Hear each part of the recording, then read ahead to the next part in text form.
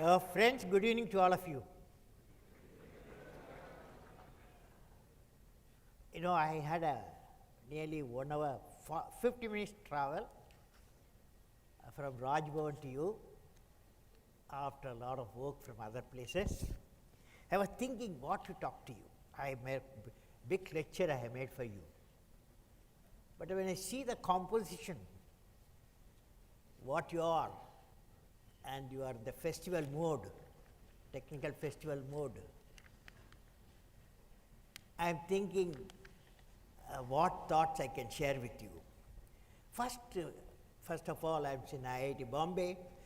I know Professor Devang Kakkar, Director IIT, and the Dean, Professor A. Yajnik, and all of you friends, faculty, and the students of IIT Bombay, and also from various parts of the country, students, and I am indeed delighted to be with all of you, and particularly at the inauguration of Technical Festival 2015 at the Indian Institute of Technology, Bombay.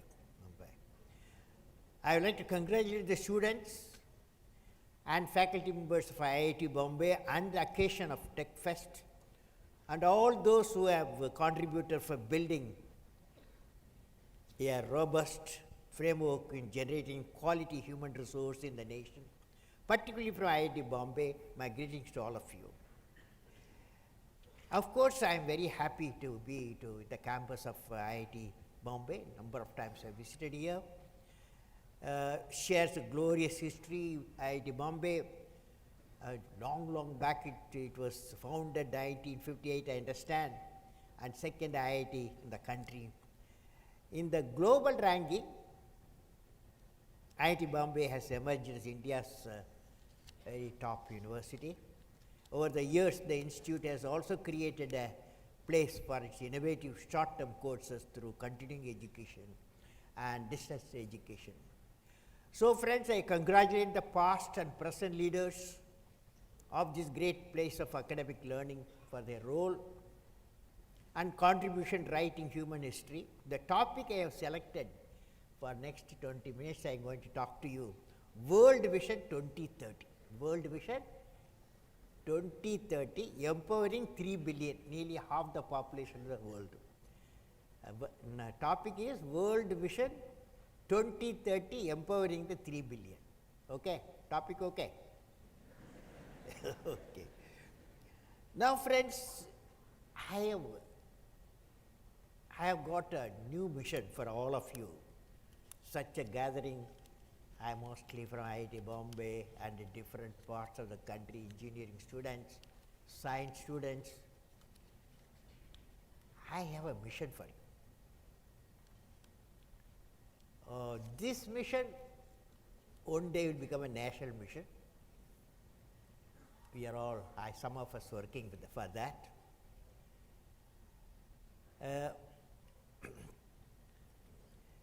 You see, just in the morning, I coming from a 22nd Children's Science Congress in Mumbai University campus. I was there in the morning. I was discussing with a group of children, and one boy asked me, Kalam, I have read that your home at Rameshwaram is solar powered. Of course, the boy says, of course, clean, but it's costly. And also, is it safe? And he asked me this question. I answered, necessity drove me to see my home is powered 24 hours. Because my brother is, just few days back, he became 98. And 98 man, he should live comfortably. And the home should be comfortable. He should not experience power shortage. That's why I went for solar power. 3 kilowatt capacity, and of course first 2 years the requirement of power was very high, Now, after 3 years of operation, we have put LED type lighting, and hence the power consumption has come down. And what I am proposing to all of you, friends, is a mega program to make India get away from costly fossil fuel towards solar power, solar free power, only 8 hours free power. You can do it 24 hours also if you put a solar power satellite at geosynchronous orbit, 30,000 kilometers above the earth. Now, what I am proposing to you, friends, is a mega program to make India go away from costly fossil fuel, what we are spending nearly $70 to $100 billion, and towards solar power. Of course, microgrid will be used in every street and even villages, and then exclusive solar power grid will emerge. So, I visualize in a decade to 15 years time, India should become all her 200 million houses, each house 5 people, father, mother, 3 children minimum. So, I have vision that 200 million houses should be solar powered. When I am here with you, engineering students and professors from IIT Bombay and other engineering colleges from India, I thought of sharing a thought with all of you. Friends, as you all know, India is the emerging economic entity. One day, in a few years, it will come economic entity. Even is a third place it has got in the purchasing power. Our per capita energy consumption currently stands as 565 kilogram oil equivalent. Kg is called KGOE. That is 565 kilogram oil equivalent. This is a figure which is expected to increase significantly with the economic expansion and economic growth in the country. If we compare developed economies, then an average US citizen consumes 7,000 kgoe, 14 times of an Indian. An average UAE citizen consumes 8,000 kgoe, 16 times of the Indian. And an average Singapore citizen consumes 6,000 kgoe, 12 times that of an Indian. Hence, it is clear that in the near future, our energy demand will significantly increase. While it may not reach the level of developed world, it will certainly increase by a factor at least 5 times. In such a scenario, how will you ensure that the future energy needs are met in a green and clean way? What should be our innovation, ideas for such a mission? Let me discuss one such an idea. The mission could be the domain of home-based solar panel, where close to 200 million Indian households can be used to unleash the potential of solar power in the nation. With the highest solar irradiation among the BRICS nation, India can emerge as a leading emerging nation relying on the power plants based on the individual houses. This mission can even go to the rural areas, which are off the grid and usually single floor, hence with the ample rooftop space. We need next generation entrepreneurs who can create a new thatching technology which can integrate rooftop solar generation and collection. My expert friends tell me that rooftop-based solar power is an opportunity worth of $100 billion and with a potential generate of 100 gigawatt of additional power within the next half a decade, enough to meet all our additional power demand. Let us go even step further. We can create a national mission for electric powered vehicles, EPV, which can be charged at homes using the energy from solar panel. In this way, if each house can charge one vehicle, we can save 140 million liters of petrol and diesel, leading to the saving of 350 million tons of carbon dioxide in atmosphere. About $8 trillion in oil rupees, $8 trillion rupees in oil expenses in India we can save. My expert friends have calculated that if the environmental cost and oil cost factored, then the cost of solar panel can be covered within 2 years for each household. Now, this point I thought I must share with you, that is, you will become, because you are young fellows, young boys and girls, grown up, and you should become the ambassador for solar power mission for the country. Will you do it? Will you do it? Now, you definitely, at the mission, two things will happen. Solar power mission is not only you are having a clean power. Most of our earning in foreign exchange, 90% of our foreign exchange goes for importing the oil. Importing not only the oil, CO2 also, carbon dioxide also. Because every liter of petrol or diesel generate 2.2 kilogram of carbon dioxide. So friend, that's why I thought for such a fantastic dynamic crowd, one end to other end, completely filled up. And I am sure your director, Professor Devang will have another big auditorium shortly. Now friends, I want to talk to you. This is based on my teaching abroad and also in India. I have studied dynamics of a global manifestation. Dynamics of global manifestation. What is dynamic of global manifestation? The world, as you know, is integrally connected through 4 rapid connectivities. They are environment, people, economy and ideas. So, 4 rapid connectivities, we are connected throughout the world. They are environment, and anybody can damage the environment. Any nation can improve the environment also. They are environment, people, economy and ideas. We all know that global warming and climate change are no longer problems of an individual nation. They are planetary problems, that is collective problems.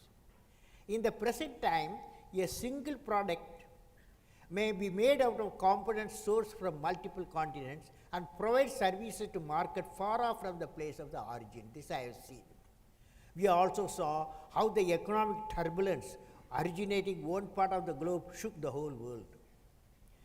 The world today is concerned about the growing inflationary pressure, recession, and potential fall in growth rates affecting valuable efforts on development. We witnessed how a volcanic eruption in an island country in 2010 brought the entire airline industry and more than 5,000 commercial flights to a halt. And the 2011 earthquake followed by tsunami has changed the concept of safety and security of an island nation. We recently saw how more than 20 nations were involved in search and rescue mission for the missing Malaysian airliner MH370 few months ago, and again Air Asia flight 8501 some days back. Of course, they got it. Now, at the same time, advances in transportation have progressively made movement of people across the nation regions more feasible. This has led to the globalization of expertise and talents which can flow seamlessly from one nation to another. This also has led to the globalization of human diseases. In most recent instances being different kinds of flu and in Africa oriented Ebola, which rapidly spread across the globe and threatened the entire humankind. Similarly, ideas and innovation, which you are the source, you must be the source, Similarly, ideas and innovation are no longer geographically or politically confined. An invention made today somewhere takes no time to find its market 1,000 miles away or thousands of kilometers. The expansion of information communication technology and the convergence of technological tools are structuring new world knowledge, where problems of one part of the world can be solved by multiple experts based at different points of the globe. Seamlessly, flow of information and people also mean the local or regional issues will invariably gain global prominence, and unaddressed problems, including poverty, can mutate rapidly into global terrorism, which we are also witnessing. This flow of ideas has led to the increasing importance of global human rights and propagation of the idea of democracy. Let me recall one personal experience. When I was traveling towards USA non-stop flight about 14 hours, I was told that much of its control were software driven and most probably developed in India and some other countries. When I presented my credit card, I was told it was being processed in the back-end server located in Mauritius. When I walked into a multinational software company in Bengaluru, I was fascinated to find the truly presented multicultural environment. I was fascinated a software developer from China, working under a project leader from Korea, working with a software engineer from India, and a hardware architect from the US, and the communication expert from Germany were all working together to solve the banking problem in Australia. When I see, friends, when I see all of them working together like one family, forgetting about the culture from which they came or the language they speak, I feel, you must also feel like that the only hope for such borderless interaction to continue is inculcate the spirit of borderlessness in every human activity in our planet Earth. Now, I want to share with you what are the breakthroughs which impressed me in 2014, and we are close finding a cure for diabetes using the human embryonic stem cell technology. One of the things impressed me. As you may know, beta cells in pancreas produce insulin, and the destruction of this cell causes type 1 diabetes. But so far, the efforts to turn embryonic to stem cell into beta cell proved to be frustratingly slow. In 2014, two studies show that enough beta cells can be produced in less than 2 months to replace beta cell seen in the body. Of course, before being used, the factor of beta cell deaths have to be identified. Why? But scientists are confident that within the next 2 to 3 years, we will have finally found a permanent cure for diabetes. Hence, this is a convergence of between two different medical sciences. Now, let me discuss second event, which is convergence between space sciences and tradition of space sciences, traction, and rocket technologies. Last year, the first time ever in the history of humankind, a man-made object landed on a comet, as you all know.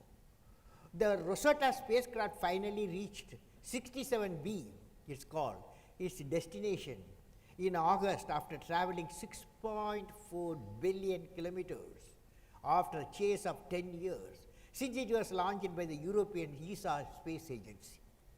Last month, Rosetta deployed its probe called Philae. The comet has quite low bulk density, something in the region of 300 kilograms per cubic meter, which means that if you put the object in the ocean, it will float. Though the landing was soft, Philae came to rest on its side and bit of actual landing spot instead of a glyph and went to rest as its batteries could not be charged. But it did manage to send some vital data. Nearly 80% of scientific data is expected to come from Rosetta that reached the comet in August, and it has been orbiting since then. It is orbiting at an altitude of 10 kilometers from the comet surface and has already transmitted a massive amounts of data.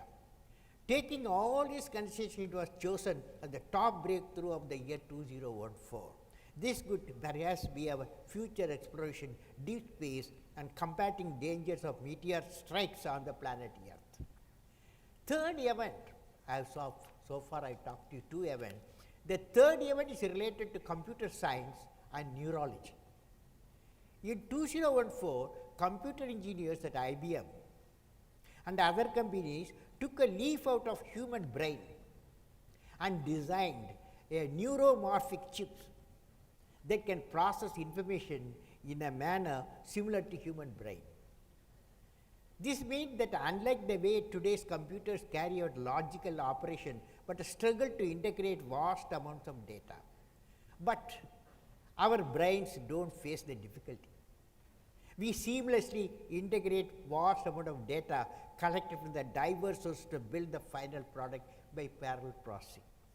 This becomes possible as individual neurons communicate with their neighbors to enable parallel data processing. The new chip with the brain-inspired computer architecture powered by unprecedented 1 million neurons and 256 million synapses, True North is called, mimics the brain but a very small scale. You can't fully think of a brain. The small scale means 5.4 billion transistors and 256 million synapses. The brain has got 100 billion neuron cells and 100 trillion synapses. It only consumes 70 milliwatt during real-time operation, orders of magnitude less energy than traditional chips.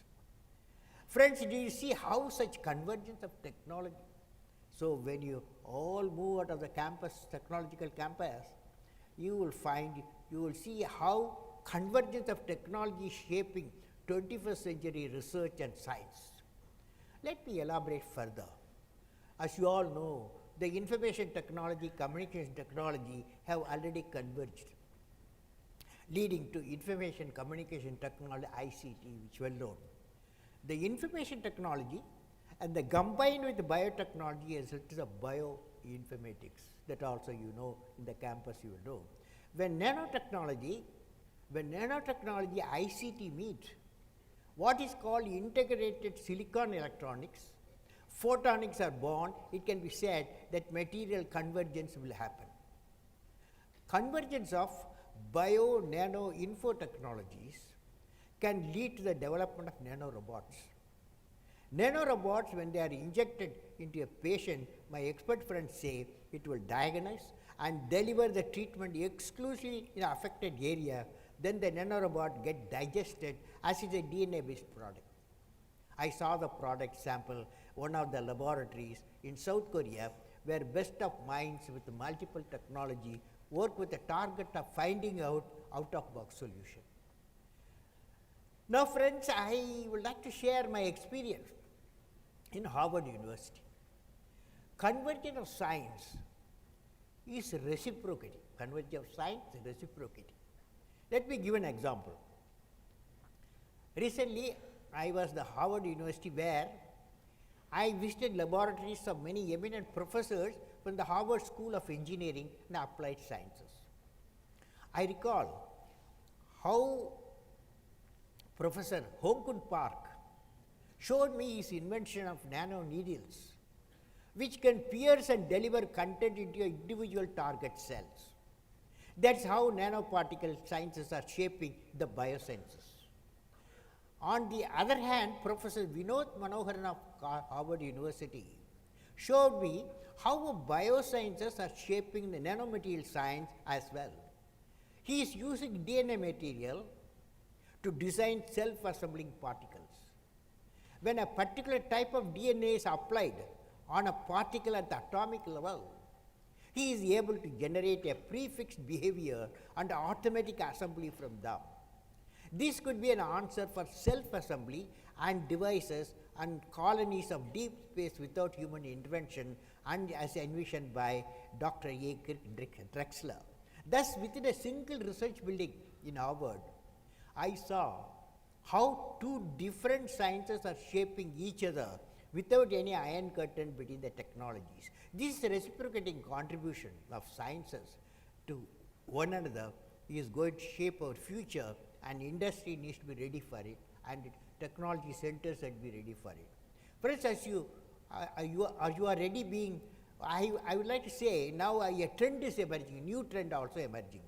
The aspect being introduced that of ecology. Globally, the demand is shifting toward development of sustainable systems which are technologically superior.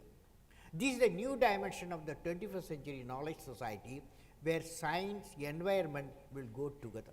Thus, the new age model would be four-dimensional: bio, nano, info, eco-based. When technology and system converge, obviously one important aspect is system thinking and implementation. System thinking and implementation. Based on detailed discussion in many education institutions across the world, and with many citizens of India abroad from multiple organizations, I am happy to present to you a distinct profile of the nation of the world 2030 as follows. You know, India 2020 vision for India. This is the profile for the nations of the world for 2030, distinct profile of the nation of the world 2030. Let me present to you this visualization so that you are all young people, and when you will dream not only India and also many nations together. Upward, we have to depend on many nations each other. I visualize a world of nations where the divide between rural and urban, rich and poor, developed and developing has to be narrowed down. Finally, that is the vision. A world of nations where there is an equitable distribution and adequate access to energy and quality water, because every nation has got certain amount of water and also energy, and we have to together we have to work. For example, if we work for solar power, then multi-nation have to cooperate, particularly the solar power space solar power satellite system. The world of nation where the equitable distribution and adequate access to energy and quality water. A world where core competencies of each nation identified, missions of synergizing core competencies of different nations lead to economic advantage and faster development of the society. A world of nation where all the students of the societies are imparted education with value system. A world of nation where affordable quality health care is available to all and cost effective. A world of nation where the governance is responsive, transparent and corruption free. A world of nation where crimes against women and children are absent, none in the society feels alienated. A world in which a nation is able to give clean, green environment to all citizens. Each nation cannot give, we have to work together. A world that is prosperous, healthy, secure, devoid of terrorism, peaceful, happy and continues the sustainable growth path. A world of nation with creative leadership who ensure effective mechanism to resolve conflicts between the nation and societies in a timely manner, keeping overall peace and prosperity of the world as a goal. To achieve such a big things, the worldwide, now we need out-of-box ideas needed to meet the distinct problems of the nation of the world. Today, let me discuss one of the vision in detail with all of you, which is how to reduce the rural and urban divide across the world. Friends, more than 3 billion people live in the rural region, and the empowerment of these 3 billion, which is my topic today, will be the basis of our discussion further. The empowerment of the rural regions of the world is critically important from the perspective of inclusive development, sustained peace and shared prosperity of the world. The untapped potential of rural population talent throughout the world will be the great treasure. Bridging the rural-urban divide is closely linked with the mission of overcoming poverty and inequity.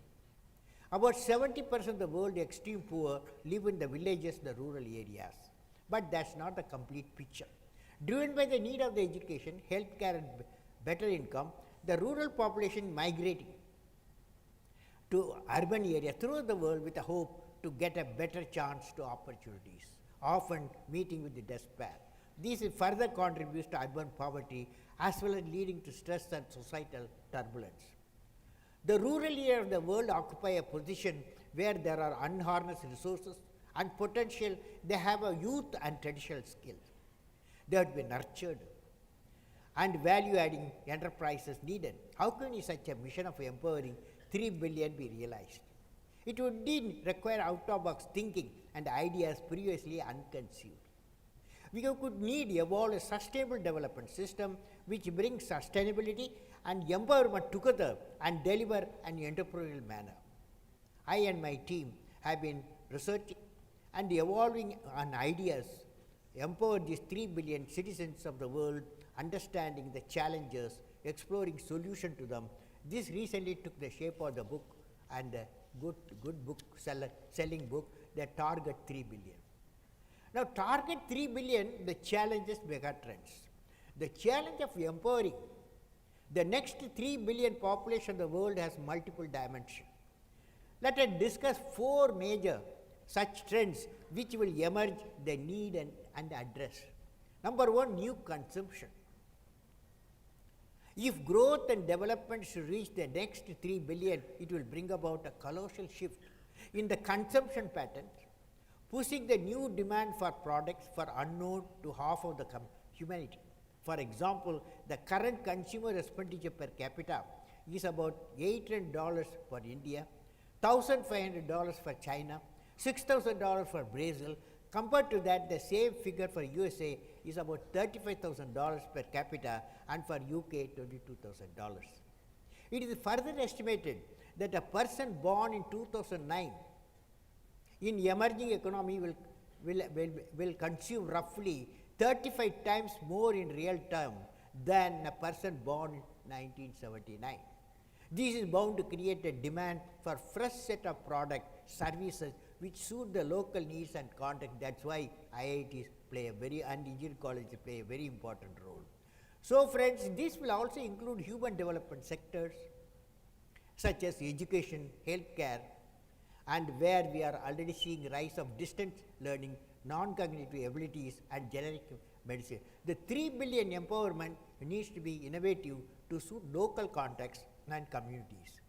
Energy, next area of energy. The development is direct function of energy, and societies are empowered. Their demand for energy is bound to escalate. Global energy demand is expected to go up to 44% by 2030. India's own power consumption is expected to treble 600 gigawatt, and China is expected to consume 1,600 gigawatt by 2030. This is going to be met with shrinking natural resources. So, big challenge here, the emphasis has now shifted towards new renewable sources such as nuclear and thorium based, wind, solar, geothermal, hydrogen fuel, biofuel, tidal powers. Global societies need to realize that the energy sources of the yesterday are simply not going to work in the future. Now that the 3 billion empowerment needs to be creating new avenues to service the global energy demand. Now, the third important thing is environment. It is well established that the ways of currently developed societies are unsustainable for the planet Earth. In fact, our estimates indicate that if all the 3 billion underprivileged are made to live at the same level as the currently developed societies, we would need roughly 6 new planet Earths to suffice for the resources needed and the absorbed waste generated. Even today, we are generating over 30 billion tons of carbon dioxide in the worldwide, and it is expected that if current trend continues, the planet Earth will be irreversibly harmed beyond 2030. So friends, finally the social conflicts. Driven by increasing economic gaps, fundamentalism, resource quest, historic differences, there has been a steady increase in the global conflict since the Second World War. While the number of interstate conflicts has been relatively constant since 1946, the number of civil conflicts have risen about 3 times, consuming large amount of resources, bringing great loss of lives, especially in the developing world. Now friends, the 300 richest people in the world command more wealth than the bottom 3 billion people. Equity in opportunity, basic human development for all, conflict resolution mechanism at local level is the need of the hour. The 3 billion empowerment needs to be equitable, just, and create opportunities for everyone. Now, in conclusion, we need quality leadership. What is the quality leadership? Where are they? Friends, I have seen 3 dreams in my life, which I have taken shape as a vision, mission, realization. One is space program. I was there with them 20 years. Another is Agni program, DRDO, I was 20 years, Defense Research Development Program. And the third is PURA, providing urban amenities rural area. Of course, these 3 programs are succeeding in the midst of many challenges and I have worked in all these 3 areas. I would like to convey to this young audience what I have learned on the leadership from these 3 programs. Number 1, leader must have a vision. For example, Dr. Vikram Sarabhai, he was our leader in space program. He can think of 20 years ahead a geosynchronous orbit in 70s, Indian geosynchronous satellite in the orbit. At that time, there was no geosynchronous satellite in the orbit. And leader must be able to travel in an unexplored path. And leader must have passion to accomplish the mission, like metro project in Delhi, Sridharan. Leader must be able to travel in the unexplored. Leader never travel a path already made. Leader must be able to travel into an unexplored path. Leader must know how to manage success and failure. I have seen a failure. When the failure occurs, how you have to become a leader, and you are becoming the leader only when you manage a failure. Leader must know how to manage a success and failure. Leader must have courage to take decisions, hundreds of decisions, thousands of decisions in the lifetime of a project. He must have courage to take, he or she should have courage to take decisions. Leader should have nobility in management. A big challenge. In management, you have to have a nobility. Every action of the leader should be transparent.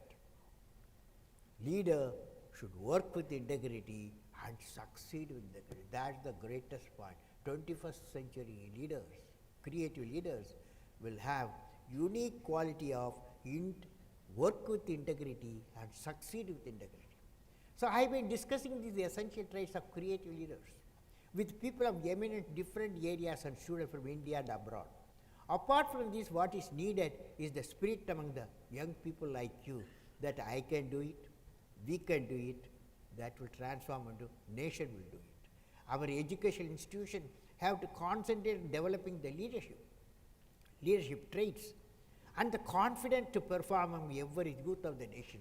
This quality leadership will certainly empower the 3 billion people of the world with a sustainable yet development its focus.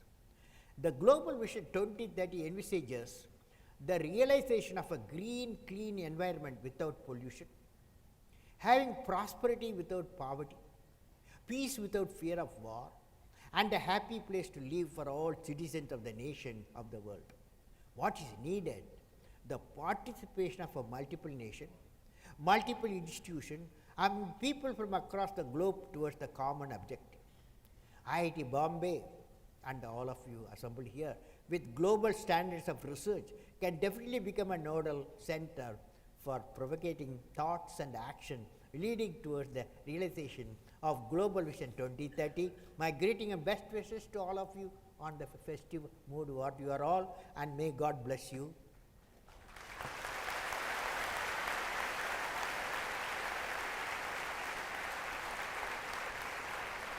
Now, friends, I can take some questions, okay? Student community or any community, you can ask any question from you can start from the first row, second row, third row, fourth row, down row, okay? All the rows are there. Anyone can ask questions, okay? Anyone.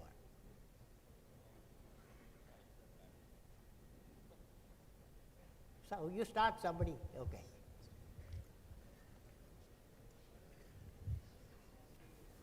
If no question, I am going to ask you questions. Okay. Get up. Whoever got a question, get up. Ah, yes. Yes. Give a mic there. Yes.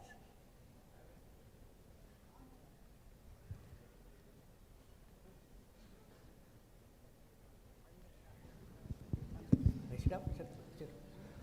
Use it. Recently, our Prime Minister has promised Make in India. So what is your view? Most of the time we have seen the electronics gadgets you are exporting from the outside country.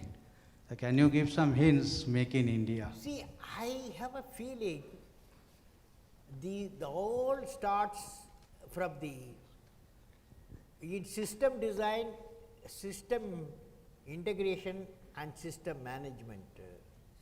India is fantastic, okay? You could do a lot of work that we have proved in various systems. The problem is devices. We have to make devices. That too in the lab level we make devices. What we need is a fab center, fabrication center. And this center come in a big way and sub-micron level should come. I am sure that is the starting point. We need an industry so that ideas generated by the laboratories can be converted.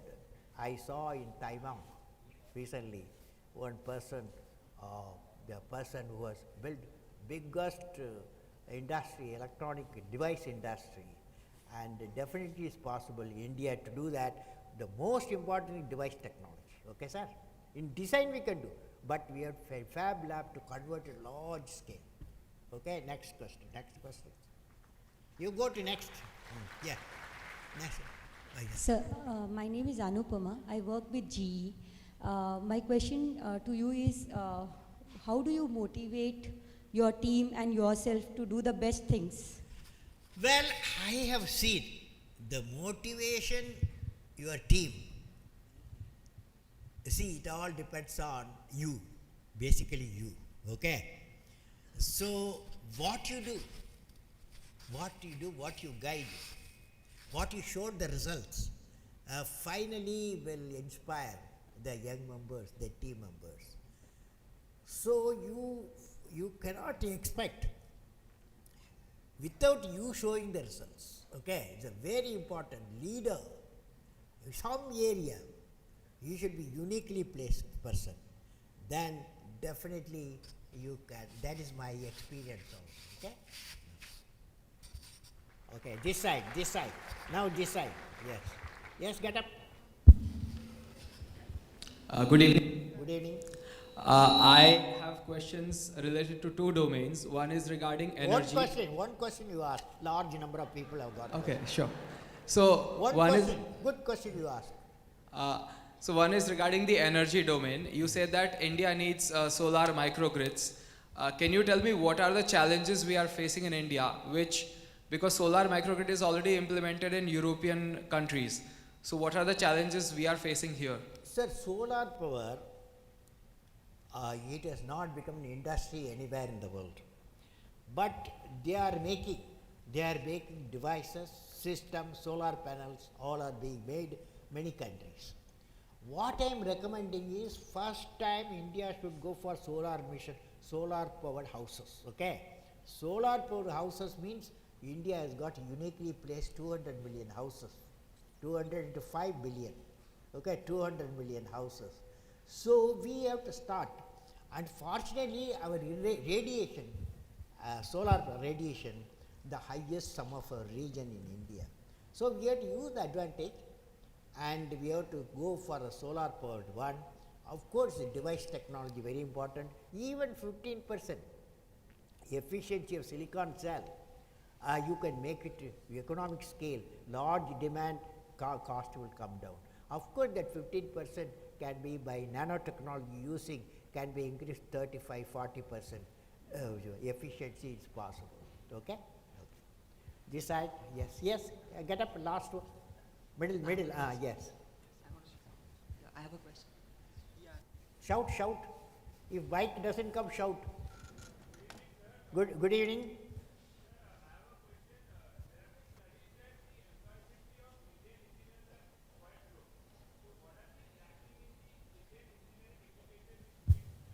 See, I have a feeling the one of the very important experience our engineering institution have to give to the young people, that only employability is not only the government employability, okay, or industry employability. You can also become an entrepreneur. You know, that courage when you go out of the institution, the confidence that I can do, yes, a small 3 or 4 people can join and build a software, hardware and market it. So we have to become, instead of employment seekers, employment generators. Okay? Yes, yes, the last row, shout. Mic is not coming, shout.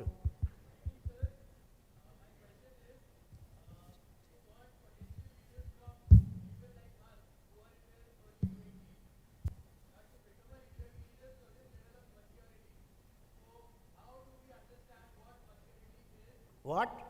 What is how to become a leader? How to become a leader? Well, I thought I must tell you, the leadership, first and foremost, generated by the type of work you undertake.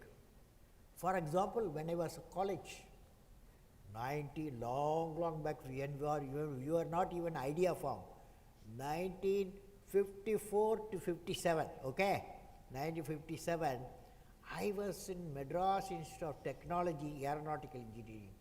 At that time, my professor, Dr. Professor Srinivasan, gave me a project.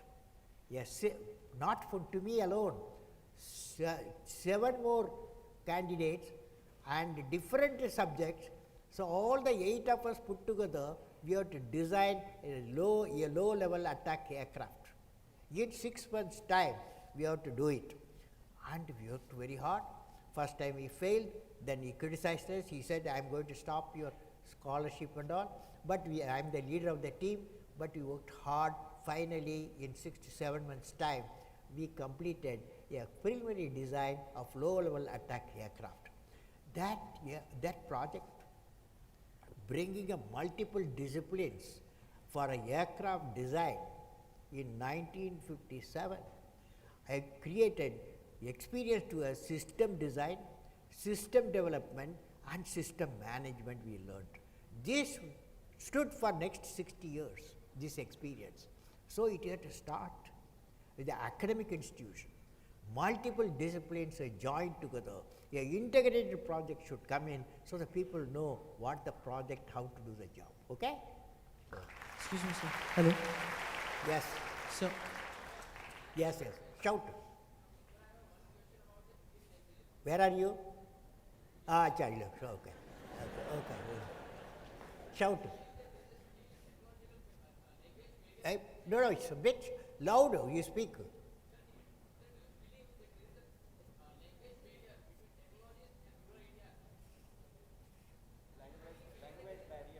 Well, I personally believe fortunately you can learn, many people learn to understand the technology. So, of course you are blessed with some of the colleges, certain already language where technology you can easily understand, go ahead with that. But most important language is, I want to tell you, understanding the technology, not only designing, you should know the development, you should know management.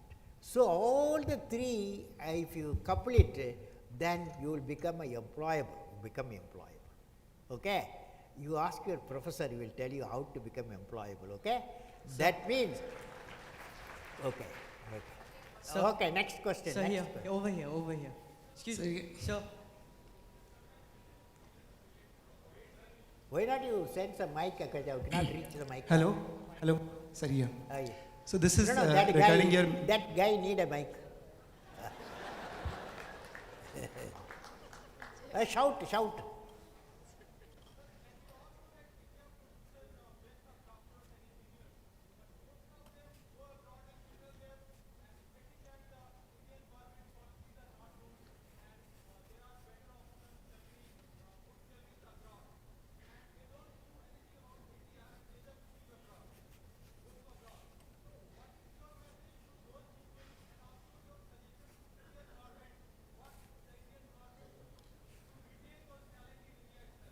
See, I personally believe in the globalized world, 5 to 10% of the people, educated people,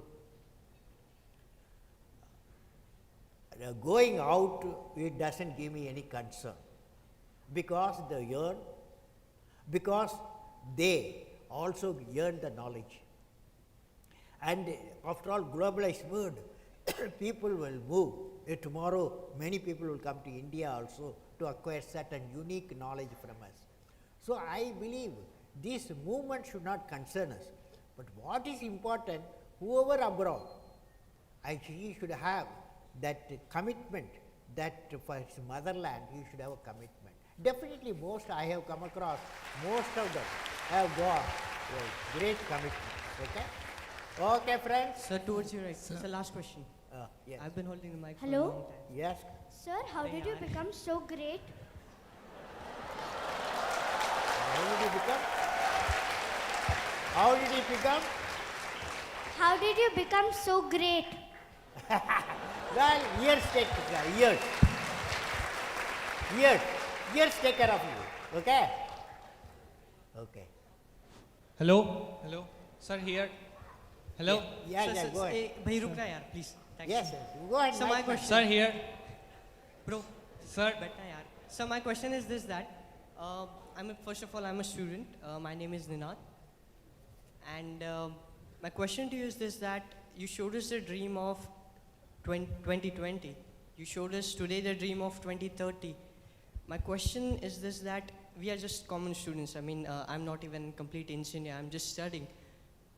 What is our role in all of this? I mean, as a student, how are we supposed to look at these things to constantly keep us motivated towards your dream, your vision, and which is also going to become ours one day? See, I have a feeling when I said the rural divide, rural to urban divide has to be reduced, minimized.